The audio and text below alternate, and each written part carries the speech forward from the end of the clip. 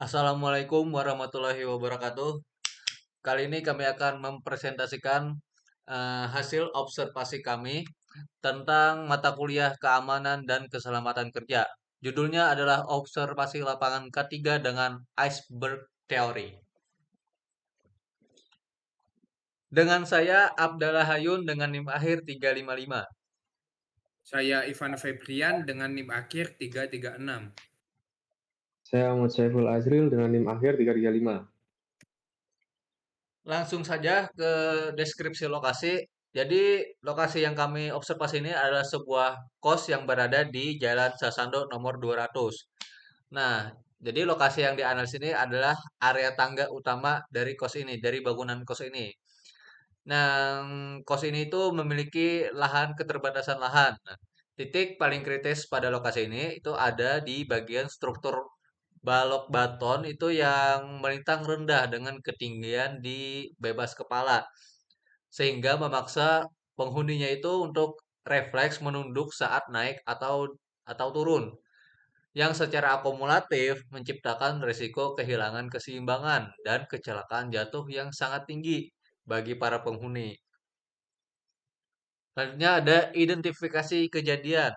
Nah, yang pertama itu apa yang terjadi gitu.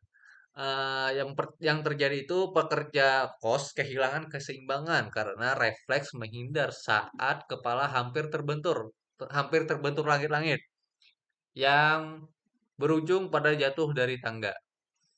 Nah, terus yang kedua, siapa yang terdampak? Yang terdampak tuh ada tiga, yaitu ada penghuni kos, pengelola kos, sama tamu. Tamu yang sedang bertamu. Terus yang bagian dampak, ada dampak ringan itu ada memar, lecet, atau keseleo. Terus dampak beratnya ada geger otak ringan, patah tulang, hingga cedera tulang belakang karena jatuh. Terus ada dampak ke properti pribadi itu seperti barang yang sedang dibawa. Seperti contohnya kayak laptop ataupun HP gitu. Next.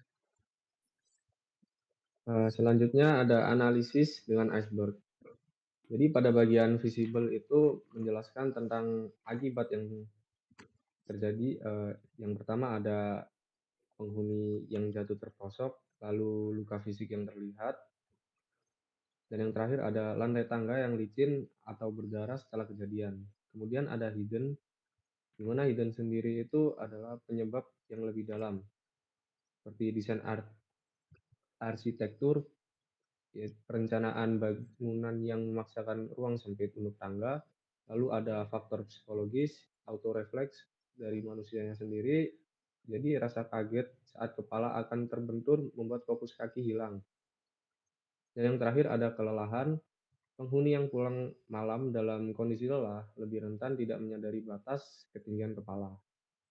Next. Di sini ada ilustrasi iceberg. Jadi ilustrasinya pada puncak gunung atas ini itu menjelaskan visible yaitu akibat dari kecelakaannya, jatuh dari tangga lalu memar atau cedera kepala tubuh.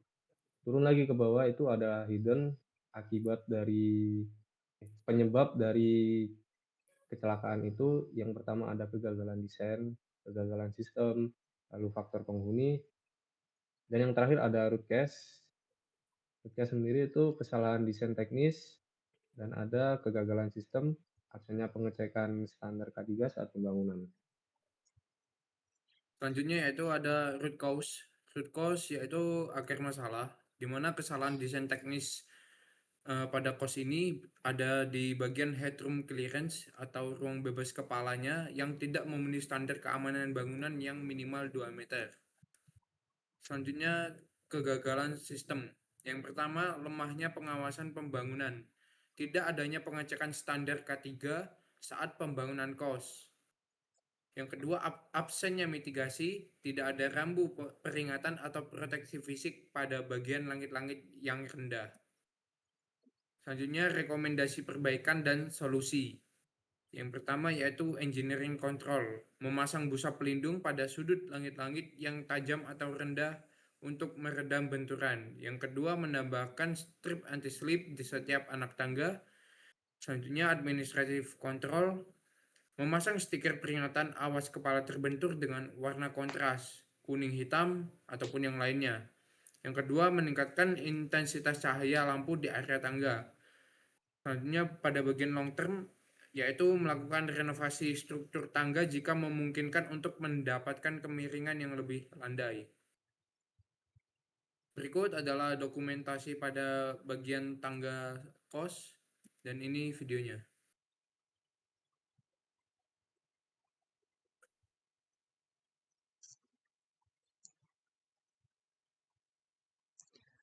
Sekian presentasi dari kelompok kami. Terima kasih. Wassalamualaikum warahmatullahi wabarakatuh.